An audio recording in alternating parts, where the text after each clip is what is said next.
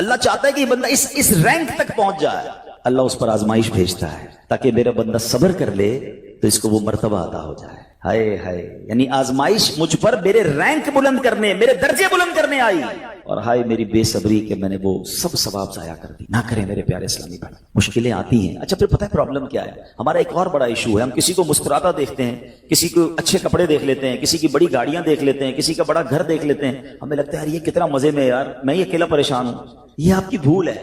ایک بات یاد رکھیے گا، زندگی کی گاڑی مسائل کے پہیوں پر ہی چلتی ہے. امیر کے مسئلے اور ہیں، غریب کے مسئلے اور ہیں. شہرت جس کو ملی ہے نا اس کے پرابلمز اور ہیں، جو غیر معروف ہے اس کے پرابلم اور ہے. زمانے میں ہر کسی کو کچھ نہ کچھ ایشو ضرور ہے. یہ نہ سمجھے کہ یار یہ اتنا مسکرا رہا ہے، کیا پتہ اس مسکراہٹ کے پیچھے کتنے دکھ چھپائے بیٹھا ہے. آپ یقین کریں، بلیو کریں، ایسا نہیں ہے کہ سب لوگ 100% خوشحال ہیں. پرابلم سب کے ساتھ ہوتے ہیں. میں کیا کیا بتاؤں آپ کو. ہمارے پاس تو لوگ دعائیں کروانے آتے ہیں نا، ایسی پرابلم بتاتے ہیں کہ پیروں سے زمین نکل جاتی ہے. بعض اوقات ہم اتنے بڑے گھر میں جاتے ہیں، اس کی گاڑیاں کروڑوں روپے کی کھڑی ہیں، ان سے ملاقات ہوئی، وہ کہتے ہیں حضرت آپ سے الگ سے دعا کروانی ہے. جب وہ بیچارہ اپنا مسئلہ بتاتا ہے نا، ہمیں لگتا ہے یار ہمارا تو غم ہی کچھ نہیں ہے. کتنی بڑی آزمائش سے گزر رہا ہے، کتنی بڑی پرابلم سے گزر رہا ہے. میں آج کی آپ کو مثال دیتا ہوں. ایک ہمارے بہت اچھے بھائی تھے، آج سے کچھ عرصہ پہلے انہوں نے ہمیں ایک ماشاءاللہ پراپرٹی دعوت اسلامی کے لیے بچیوں کے مدرسے کے لیے دی، اور اس کے چند دنوں بعد ان کا وصال ہو گیا. ان کو بیچاروں کو کینسر تھا. میں ان کے گھر پہ دعا کرنے گیا. ان کے بیٹے نے مجھ سے جب گلے لگا نا تو بیٹا رونے لگا. اچھا میں سمجھا کہ بیچارہ اپنے والد کو یاد کر کے رو رہا ہے، ظاہر ہے 16 دن پہلے انتقال ہوا. اندر گئے، دعا کی. اس کے بعد میرے کان میں کہتا ہے کہ عبدالعزیز بھائی اس وقت میری زوجہ ہاسپٹل میں ہے. میں نے کہا کیا ہو گیا؟ کہ میری وائف کو بلڈ کینسر ہو گیا ہے. والد کا کینسر میں انتقال ہوا ہے. اللہ نے بڑا نوازا ہے ان کو، جیولرز ہیں. لیکن میں یقین کریں، میں آپ کو سچ بتا رہا ہوں، میں گاڑی میں بیٹھ کے میں بھی رونے لگا، کیونکہ وہ بندہ جب مجھے چھوڑنے آیا نا پھر میرے گلے لگ کے رو رہا تھا. میں سوچنے لگا یار کتنا دکھ ہے لوگوں کو، اللہ نے کتنی بڑی ہم پر مہربانیاں کی ہیں. اگر مجھے کوئی بڑی بیماری نہیں ہے، میرے بچے میرے ساتھ ہیں، میری فیملی میرے ساتھ ہے، نہیں چاہیے یار دنیا کے سارے اللہ تللے نہ ملے اتنی ساری لگژریز. صحت سے بڑھ کے کچھ نہیں ہے، مگر ہمیں اس کی قدر ہی نہیں ہے، ہمیں اس کی کوئی اہمیت کا اندازہ ہی نہیں. پوچھو ان سے، کروڑوں روپے ہیں مگر علاج نہیں ہو پا رہا. ڈاکٹر بعض اوقات مایوس کر دیتے ہیں. کتنا تکلیف میں ہیں لوگ، اور ہم ہیں کہ چھوٹی چھوٹی باتوں پر بے صبری. صبر تو کریں، اللہ کی رضا پر راضی تو رہیں. میں نے آپ کو خاندان نبوت کا واقعہ سنایا. ارے کھانے کو کچھ نہیں ہے. کاش یہ بات ہمیں سمجھ آ جائے اور ہم ہر حال میں اللہ کا شکر ادا کرنے والے بن جائیں. اور ایک اور میں آپ کو بات بتاؤں، ہم جو دنیا والوں کو بتاتے ہیں نا ہوتا کچھ نہیں ہے اس سے. مت بتایا کرو دنیا والوں کو، صحیح بتاتا ہوں، مت بتایا کرو. اپنے غم مت بتایا کرو، ثواب بھی چلا جاتا ہے. اور بعض اوقات یہ دنیا والے نا ہمارا مذاق بھی اڑاتے ہیں. ہم جب کسی کو اپنا پرابلم بتاتے ہیں نا ہمارے سامنے تو بڑے اچھے بنتے ہیں کہ اچھا ٹھیک ہے میں کرتا ہوں کچھ. بعد میں جا کے دنیا میں باتیں کرتے ہیں، آیا تھا میرے پاس ہے اس کا یہ مسئلہ ہے، ہاں باتیں بڑی کرتا ہے، بڑی پرابلم میں ہے. کیوں بتاؤں میں دنیا والوں کو؟ نعت کا شعر ہے نا، کسی کا احسان کیوں اٹھائیں، کسی کو حالات کیوں بتائیں. کیوں بتاؤں میں دنیا والوں کو مجھے کیا غم ہے نا. میرے آقا سلامت رہے ہیں، اللہ کے حبیب علیہ الصلوۃ والسلام ہیں، اور رب عز و جل کی بارگاہ ہے، میں ادھر عرض کروں نا. کسی کا احسان کیوں اٹھائیں، کسی کو حالات کیوں بتائیں. آقا تم ہی سے مانگیں گے تم ہی دو گے، تمہارے در سے ہی لو لگی ہے. ہاں اللہ رسول کی بارگاہ میں عرض کیا ادھر آنسو بہاؤ، نہ بتاؤ دنیا والوں کو. ایک اور کمال کا شعر ہے کہ دنیا والے تو درد دیتے، دنیا والے تو درد دیتے ہیں، زخمی دل کی دوا مدینہ ہے. تو جب دنیا والوں نے کوئی ہمارا بھلا کرنا بھی نہیں نا ان کے ہاتھ میں ہے. شفا دینے والی ذات میرے رب کی، برکت دینے والی ذات میرے رب کی، تو اللہ سے ہی باتیں کرو نا. تو آج سے یہ ذہن بنا لے میرے پیارے اسلامی بھائی، مشکل آنی ہے تو صبر کے ساتھ وہ وقت گزارنا ہے، اللہ کی رضا پر راضی رہنا ہے. وہ بڑا کریم ہے، وہ اپنے غیب کے خزانوں سے آپ کو عطا فرمایا. توجہ بیان کی طرف رکھیے گا. اور اب آتے ہیں اس پورے واقعے سے ایک اور خوبصورت بات جو ہمیں سیکھنے کو ملی، اور وہ بات کیا ہے کہ نبی پاک کے خاندان کی سخاوت کیسی تھی. مولا علی شیر خدا کے پاس صرف 6 درم تھے، آپ نے وہ سب کے سب دے دیے. مگر آج حال یہ ہے کہ لوگ اپنی زکوٰۃ ادا نہیں کرتے. آج زکوٰۃ لوگوں کو بھاری پڑنے لگ گئی ہے. جب کیلکولیٹ کرتے ہیں کہ جناب کروڑوں روپے زکوٰۃ، تو اس کے بعد ان کو بھاری لگتی ہے. نہ کریں ایسا. یہ زکوٰۃ مال کا میل ہے، اور اگر یہ مال کا میل آپ کے مال سے جدا نہ ہوا تو یہ آپ کے مال کو بھی میلا کر دے گا. ایک بات یاد رکھیے گا، سرکار دو عالم صلی اللہ تعالی علیہ وسلم کا یہ فرمان ہے، اپنی زکوٰۃ ادا کر کے اپنے مال کو مضبوط قلعوں میں قید کر لو. اگر میں اور آپ چاہتے ہیں نا کہ میری آپ کی پراپرٹی سیکیور رہے، ہمارے مال و اسباب سیکیور رہے، تو حدیث پاک میں تو فارمولہ موجود ہے کہ اپنے مال کو زکوٰۃ دے کر مضبوط قلعوں میں قید کر لو. لیکن یہاں زکوٰۃ دینے کے لیے تیار نہیں لوگ، لمسم نکال دیتے ہیں، کیلکولیٹ نہیں کرتے. یاد رکھیے یہ مال ہی عذاب بن جائے گا اگر آپ زکوٰۃ پوری ادا نہیں کرتے. اگر ہمارے پاکستان میں سارے سرمایہ دار کچھ نہ کریں، اپنی زکات پوری ادا کر دیں، سارے زمیندار اپنی زکات پوری ادا کر دیں، آپ اپنی آنکھوں سے دیکھیں گے کہ غربت کتنی جلدی ختم ہوتی چلی جا رہی ہے۔ میں نے ایک بار کیلکولیشن کی، ذرا سنیے گا۔ پاکستان زرعی ملک ہے، ٹھیک ہے، اور اس کی زراعت کی جو کیلکولیشن ہے وہ انٹرنیٹ پر موجود ہے، you can search your self.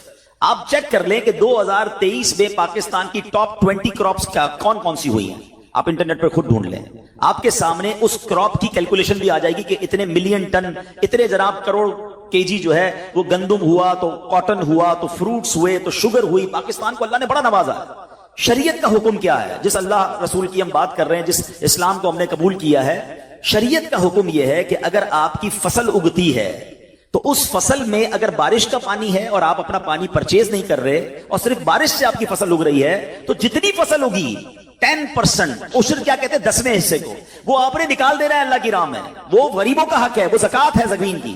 اور اگر آپ پانی ٹیوب ویل وغیرہ سے لیتے ہیں، پیسوں سے خریدتے ہیں، تو 5%۔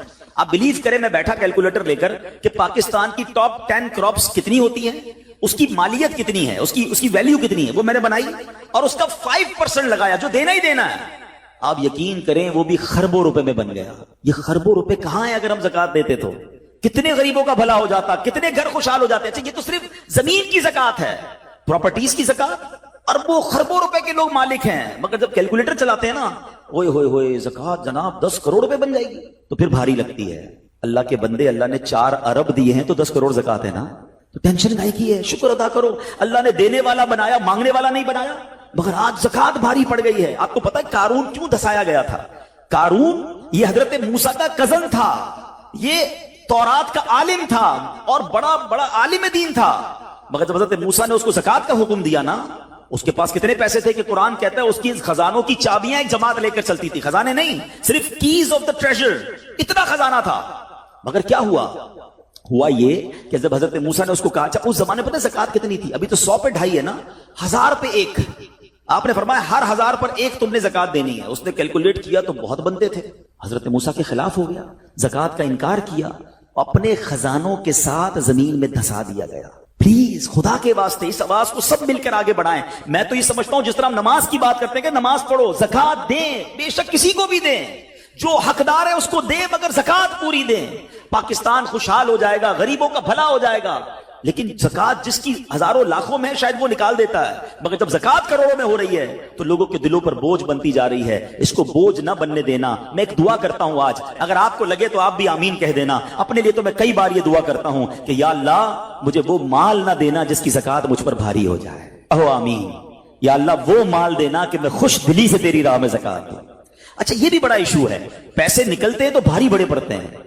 اللہ فرماتا ہے تم اس وقت تک بھلائی کو نہیں پہنچ سکتے جب تک اپنی پیاری چیز راہ خدا میں خرچ نہ کرو۔ آپ بہترین خرچ کرو نا، اللہ آپ کو اس سے زیادہ عطا فرمائے گا۔ اچھا، جب بھی کیلکولیٹر دیکھیں، کچھ چیزیں کیلکولیٹر سے کیلکولیٹ ہوتی ہیں، مگر اللہ کی راہ میں جو خرچ کرنے والا معاملہ ہے نا، وہ رحمت کے کیلکولیٹر سے کیلکولیٹ ہوتا ہے۔ وہ میرے اور آپ کے کیلکولیٹر سے کیلکولیٹ نہیں ہوگا۔ آپ حساب کریں گے کہ یار مولانا صاحب کہہ رہے ہیں اللہ کی راہ میں خرچ کرنے سے مال کم نہیں ہوتا، کروڑ روپے ہیں، 2.5 لاکھ زکات دوں گا تو 97.5 بچ گئے، یہ تو کم ہو گئے۔ آپ اس کو کہیں نوٹ کر لیجئے، اگلے سال آپ کروڑ روپے کی زکات نہیں دے رہے ہوں گے، آپ اس سے زیادہ کی زکات دے رہے ہوں گے۔ یہ کیسے؟ جو بھی زکات دیتا ہے آپ اس کو پوچھ لیجئے، ہر سال اس کی زکات بڑھتی ہے۔ کیوں بڑھتی ہے بھائی؟ زکات تو پیسے کم ہونے چاہیے تھے۔ نہیں جناب، یہ میرے نبی علیہ الصلوۃ والسلام کا وعدہ ہے۔ ویسے تو میرے آقا جو فرمائے حق ہے، مگر اس حدیث میں اللہ کے رسول علیہ الصلوۃ والسلام نے قسم اٹھائی۔ آپ فرماتے ہیں میں قسم کھا کر کہتا ہوں اللہ کی راہ میں خرچ کرنے سے مال کم نہیں ہوتا۔ پھر تو لاک کر دو نا، پھر تو سمجھ جاؤ کہ جب نبی پاک قسم اٹھا کر فرما رہے ہیں۔ اچھا، پھر آپ سب کو دیکھ لیں، جو بانٹ رہا ہے نا ہم ہر سال اس کا بڑھتے ہوئے دیکھ رہے ہیں، کم نہیں ہوتا۔ یہ بے وقوفی ہے جو یہ سوچتا ہے کہ یار دے دوں گا تو کم ہو جائے گا، نہیں۔ اور پھر میں آخری بات کر دوں اپنے بیان میں، جو ایک اور ایشو جو بہت بڑا ہم دیکھتے ہیں، ایک تو زکات پوری دینی ہے اور انجوائے کر کے دینی ہے، خوش دلی سے دینی ہے، مزے لے کر دینی۔ یہ نہیں کہ دل پر بوجھ، یار کیا کروں 1 سال ہو گیا اب تو زکات دینی پڑے گی، نہیں، یہ نہیں۔ دو اور انجوائے کرو، اللہ کی راہ میں خوش دلی سے دو۔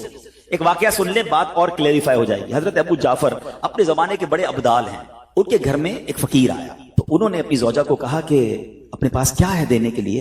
کہ حضور صرف 4 انڈے ہیں گھر میں، نتھنگ ایلس، 4 ایگز اونلی۔ کہا یہ چاروں ہی دے دو، ایمان اور عقیدہ اور بلیف دیکھیں، چاروں دے دو۔ چاروں دے دیے۔ थोड़ी देर बाद दरवाजे पर दस्तक हुई, देखा तो एक बंदा टोकरी लेकर आया। कहा क्या आए? बेगम से पूछा, कहा आपके दोस्त ने अंडे भिजवाए हैं। कहा कितने आए हैं? कौड़ा साहब जरा सुनिएगा, कितने आए? तो कहा कि 30 आए हैं। कहा 30 किस हिसाब से आए? हमने तो 4 दिए थे ना। अब ईमान, उनका अकीदा और उनका बिलीफ देखे, क्या 4 दिए तो 40 आने चाहिए थे? एक का 10 अल्लाह का वादा है ना। तो कहा हुजूर आए तो 40 हैं मगर 10 अंडे टूटे हुए हैं। तो आपने अपनी ज़ौजा से पूछा कि सच बताओ जो तुमने 4 दिए थे उसकी कंडीशन क्या थी? कहा हुजूर बात ये, जब मैंने 4 दिए थे ना उसमें भी 3 साबित थे, एक टूटा हुआ ही था। ये फॉर्मूला आज याद कर लो, पूरे दोगे पूरे मिलेंगे, टूटे दोगे टूटे मिलेंगे। अब आप चेक कीजिए कि जब अल्लाह की राह में खर्च करने की बारी आती है, मैं अपना माल दिल से निकलते हुए दुख हो रहा है या खुशी हो रही है, बेहतरीन दे रहा हूं या बचाने की कोशिश कर रहा हूं। हमेशा याद रखें, हम अल्लाह की राह में खर्च करते हैं, हमारे पैसे नहीं पहुंचते वहां पर, वहां नीयत पहुंचती है। अब मुझे बताओ ना यार, हम अपने लिए खर्च करते हैं बेहतरीन खाना, बेहतरीन लिबास, और गरीब को देना है तो बचा हुआ लेफ्ट ओवर। अब अच्छा अब मैं कहता हूं 100 बंदों को नहीं खिला सकते, ना खिलाएं, 2 को खिलाएं, अच्छा खिलाएं, कोई बात नहीं। आप किसी के दिल में खुशी तो दाखिल करें, अपने घर वालों के लिए लिबास खरीद लें, 2 गरीब बच्चों के लिए वैसा ही लिबास खरीद लें, फिर देखें आपको कैसी बरकतें मिलती हैं। तो हमें इस बार ये एक अंदाज इख्तियार करना है कि हमने अल्लाह की राह में बेहतरीन खर्च करना है। इसको हम एक गलती क्या करते हैं, फितरे की, जो फितरे की जो बात है उसमें मैं आपको एक बात बताता हूं। फितरा हदीस पाक में 4 किस्म का बयान हुआ है, गंदुम का, जौ का, किशमिश का और खजूर का, ठीक है। लेकिन हम बचपन से सुन रहे हैं, जब भी फितरे की बारी आती है, हम पहले 50 रुपए था वो दे दिया, 100 दे दिया, 200 दे दिया, 300 दे दिया। हमें ये पूरी हदीस या तो हमने पढ़ी नहीं थी या हमारे जहन में नहीं थी, मगर हदीस पाक में 4 किस्म का फितरा बयान हुआ है। गरीब आदमी गंदुम का फितरा दे दे कोई बात नहीं, मगर जो रोजाना बेहतरीन इफ्तारी कर रहा है, बेहतरीन खाने खा रहा है, सच बताओ उसको कौन सा फितरा देना चाहिए? मेरी इफ्तारी रोज अजवा खजूर से है और ईद वाले दिन मैं गंदुम का फितरा दे आता हूं। हमेशा याद रखिए, अच्छा खर्च करे ना। इस बार फितरा जिसको अल्लाह ने जैसा नवाजा है, गरीब आदमी के लिए बात नहीं कर रहा, जिसको नवाजा है रब ने। क्या हम कभी ऐसा करते हैं कि ईद की शॉपिंग के लिए जाएं, दुकानदार से कहें कि यार जो कपड़ा सबसे सस्ता है वो निकाल दो, सबसे सस्ते जूते निकाल दो, मैंने ईद पढ़नी है? बेहतरीन चाहिए, अपने लिए बेहतरीन लेना है, अल्लाह की राह में लोएस्ट वाला फितरा देना है। खुद गौर करें, खर्च कीजिएगा, दिल से करें, अल्लाह और नवाजेगा। और ये तो वक्त है लोगों को बांटने का, ये वक्त है मुसलमान भाइयों का हाथ पकड़ने का, गरीबों की मदद करने का, किसी की इफ्तारी अच्छी कर दें, किसी की सहरी अच्छी कर दें, किसी को लिबास देकर उसकी ईद अच्छी कर दें, ना जाने किसकी दुआ के सदके आपका बेड़ा पार हो जाएगा। तो ऐ मेरे प्यारे इस्लामी भाइयों, जो मैंने मौला अली शेर खुदा कर्रमल्लाहु तआला वजहुल करीम और उनके खानदान का वाकया सुनाया, उसमें मैसेज ये था कि सखावत इसको कहते हैं। ये है अल्लाह की राह में खर्च करना, जो कैसे बलाओं को और बीमारियों को दूर करता है। मगर आज हाल ये है, यकीन जाने दुख होता है जब हम मिलते हैं लोगों से, उनकी वेल्थ पता होती है, मगर ज़कात पूरी देने के लिए कोई तैयार नहीं है। खुदा रसूल के वास्ते आप भी और ये पैगाम को आम करें। मैं नहीं कहता आप दावत इस्लामी को दें कि ज़कात तो पूरी दो यार, ये वो माल है जो आप मारे जाओगे, ये माल आपके लिए अजाब का बाइस बन जाएगा।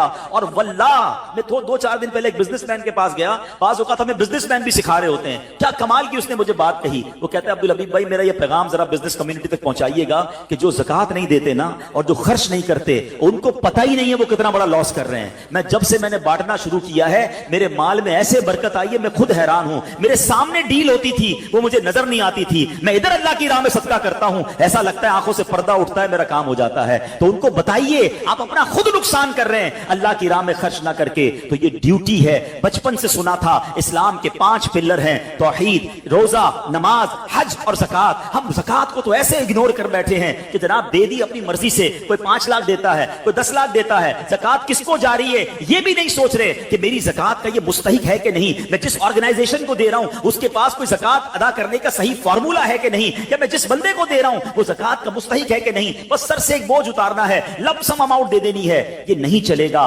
खुदारा याद रखिए, ज़कात पूरी कैलकुलेट करना भी आपकी जिम्मेदारी है और सही मुस्तहिक तक पहुंचाना भी आपकी जिम्मेदारी है। और आप बिलीव करें, जिस दिन आपने ये काम कर लिया, आप मल्टीप्लिकेशन देखेंगे, आप अपने गम और अपनी परेशानियां दूर होते हुए देखेंगे। मैं रब्बे करीम से दुआ करता हूं अल्लाह हमें दिल खोलकर अपनी राह में खर्च करने की तौफीक अता फरमाए। और फिर सबसे पहला हक आपकी ज़कात का वो हक है आपके अपने गरीब रिश्तेदारों का। अपने गरीब रिश्तेदारों को आप दीजिए ज़कात, क्योंकि जो अपने रिश्तेदारों को ज़कात देता है, सदका करता है, उसको डबल सवाब मिलता है। एक सदका देने का ایک صلہ رحمی کرنے کا، اور پھر آپ کے غریب رشتہ داروں سے بعد زکوٰۃ بچ جائے تو پھر میری گزارش ہے کہ دعوت اسلام کتنے بڑے پیمانے پر دنیا میں کام کر رہی ہے، تو اپنی زکوٰۃ کا اپنا حصہ جو ہے اس میں ضرور عطا فرمائیں۔ اللہ کریم ہم سب کا جمع ہونا اپنی بارگاہ میں قبول فرمائے، آمین بجاہ النبی الامین صلی اللہ تعالی علیہ وسلم۔ سورہ فاتحہ 100 مرتبہ پڑھ کر جو دعا مانگی جائے وہ قبول ہوتی ہے۔ سورہ بقرہ کی تلاوت سے شیطان گھر سے بھاگ جاتا ہے۔ آیت الکرسی پڑھنے سے محتاجی دور ہوتی ہے۔ سورہ کہف کو ہمیشہ پڑھنے والا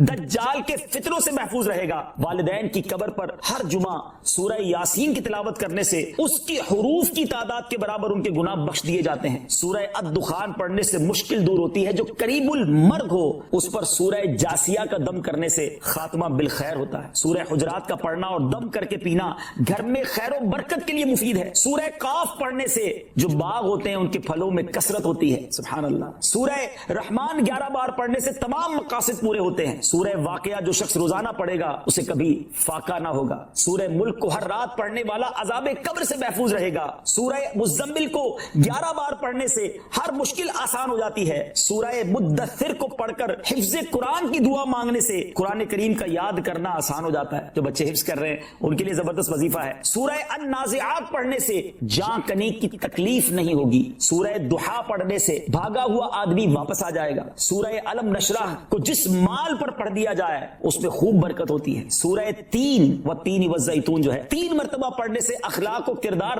بہتر ہوتے ہیں۔ سورہ علق میں جوڑوں کے درد کا علاج ہے۔ سورہ قدر جو صبح و شام پڑھے اللہ عز و جل اس کی عزت بڑھا دے گا۔ سورہ بینہ برس اور یرکان کا علاج ہے۔ جس آدمی یا جانور کو نظر لگی ہو اس پر سورہ عادیات کا دم مفید ہے۔ سورہ قارعہ پڑھنے سے بلاؤں سے حفاظت رہتی ہے۔ سورہ تکاثر کو 300 بار پڑھنے سے جلد قرض ادا ہو جاتا ہے۔ کئی لوگ کہتے ہیں جناب قرض بہت ہے، چلے قرآن کا وظیفہ لے لیں، الہاکم التکاثر، یہ جو سورت ہے 300 بار پڑھنے سے بہت جلد قرض اتر جاتا ہے۔ سورہ عصر پڑھنے سے غم دور ہو جاتا ہے۔ سورہ ہمزہ اور سورہ فیل دشمن کے شر سے حفاظت کے لیے، اور سورہ قریش جان کی حفاظت کے لیے بڑی مجرب ہے، بڑا کمال کا وظیفہ ہے۔ سورہ ماعون بڑی مشکل کے وقت میں پڑھنا بہت مفید ہے۔ سورہ کوثر کی تلاوت سے بے اولاد صاحب اولاد ہو جاتا ہے۔ کئی بے اولاد بھی وظائف مانگ رہے ہوتے ہیں۔ سورہ کافرون 1/4 قرآن کے برابر ہے۔ سورہ زلزال نصف قرآن کے برابر ہے۔ سورہ اخلاص 1/3 قرآن کے برابر ہے، اور سورہ فلق اور سورہ ناس سے جن اور شیطان اور حاسدوں کے شر سے حفاظت رہتی ہے۔ پھر کیوں نہ ہم قرآن سے دوستی کر لیں، کیوں نہ قرآن کو اپنا ورد بنا لیں۔ استغفار جہاں گناہوں کی معافی ہے نا، وہاں یہ بہت سارے مسائل کے حل کی کنجی بھی ہے۔ آپ اگر پرابلم میں ہیں، روزی کے مسائل ہیں، اولاد نہیں ہو رہی ہے، یا کوئی بھی پرابلم ہے، واقعہ سنیے۔ امام حسن بصری رحمۃ اللہ تعالی بہت بڑے بزرگ، ایک شخص آیا آ کر کہتا حضور قحط کی پوزیشن آ گئی ہے، بارش نہیں ہو رہی، دعا فرمائیں کہ وظیفہ عطا فرمائیں۔ آپ نے فرمایا استغفار کرو، وہ چلا گیا۔ اچھا ایک بزرگ بیٹھے تھے ان کے پاس، حضرت ربیع بن صبیح رحمۃ اللہ، وہ دیکھ رہے تھے۔ دوسرا بندہ آیا کہتا حضور تنگ دستی ہے، کاروبار میں ڈاؤن ہے، رزق میں تنگی ہے۔ آپ نے فرمایا استغفار کرو۔ تیسرا شخص آیا کہتا حضور اولاد نہیں ہو رہی ہے، حصول اولاد کے لیے وظیفہ لینا ہے، فرمایا استغفار کرو۔ چوتھا بندہ آیا، وہ کہتا ہے کہ حضور میرے باغ میں فصلوں میں پیداوار کی کمی ہے، فرمایا استغفار کرو۔ حضرت ربیع بن صبیح کہتے ہیں حضور پہلا بندہ الگ پرابلم لے کر آیا، دوسرا الگ، تیسرا الگ، چوتھا الگ، چاروں کو ایک ہی وظیفہ، استغفار استغفار۔ ہائے ہائے، بڑوں کی بڑی باتیں ہیں۔ قرآن میں بھی پڑھتا ہوں، قرآن آپ بھی پڑھتے ہیں، مگر دیکھو اللہ والے کیسے پڑھتے ہیں۔ کیا خوبصورت جواب دیا آپ نے۔ آپ فرماتے ہیں سورہ نوح پارہ 29 آیت نمبر 10 سے 12 کی آپ نے تلاوت فرمائی۔ اب ذرا قرآن سنیے گا۔ بسم اللہ الرحمن الرحیم، استغفروا ربکم انہ کان غفارا یرسل السماء علیکم مدرارا ویمددکم باموال وبنین ویجعل لکم جنات ویجعل لکم انہارا۔ سبحان اللہ، ذرا سنیے گا، اپنے رب سے معافی مانگو۔ استغفروا ربکم انہ کان غفارا، بے شک وہ بڑا معاف کرنے والا ہے۔ اب دے گا عطا، کیا فرمائے گا؟ یرسل السماء علیکم مدرارا، وہ تم پر موسلا دھار بارش بھیجے گا۔ وَيُمْدِدْكُمْ بِأَمْوَالٍ وَبَنِينَ وَيَجْعَلْ لَكُمْ جَنَّاتٍ وَيَجْعَلْ لَكُمْ أَنْهَارًا، فرمایا اور مالوں اور بیٹوں سے تمہاری مدد فرمائے گا، اور تمہارے لیے باغات بنا دے گا، اور تمہارے لیے نہریں بنائے گا۔ باغات بھی بڑھ رہے ہیں، اولاد بھی عطا ہو رہی ہے، مال بھی بڑھ رہا ہے، بارش بھی ہو رہی ہے۔ اس چیز سے استغفار سے۔ تو استغفار یہ آپ کے بہت سارے پرابلمز کا حل ہے، مسائل کا حل ہے، بس اپنی زبان استغفار سے تر رکھے۔ اچھا پھر اس میں تھوڑی سی شرمندگی بھی ہو، ایسا نہیں کہ استغفار بھی ہو رہا ہے اور دماغ کہیں اور ہے، مسکرا بھی رہے ہیں، ہنس بھی رہے ہیں اور استغفر اللہ، کسی سے معافی مانگتے ہوئے ہنستا ہے کیا بندہ؟ استغفر اللہ ربی من کل ذنب واتوب الیہ، یا اللہ میں اپنے سارے گناہوں سے تجھ سے معافی مانگ رہا ہوں۔ بہت سارے استغفار کے سیکھ ہیں، استغفر اللہ العظیم من کل ذنب عظیم، اے اللہ میں تجھ سے استغفار کرتا ہوں، وہ رب جو بہت عظیم ہے، اپنے سارے بڑے گناہوں سے میں استغفار کرتا ہوں۔ الگ سیغوں سے اللہ کی بارگاہ میں استغفار کریں، ہو سکے تو کبھی گناہ یاد آئیں تو آنسو بھی بہ رہے ہوں، مگر یہ استغفار اللہ کو بڑا پسند ہے۔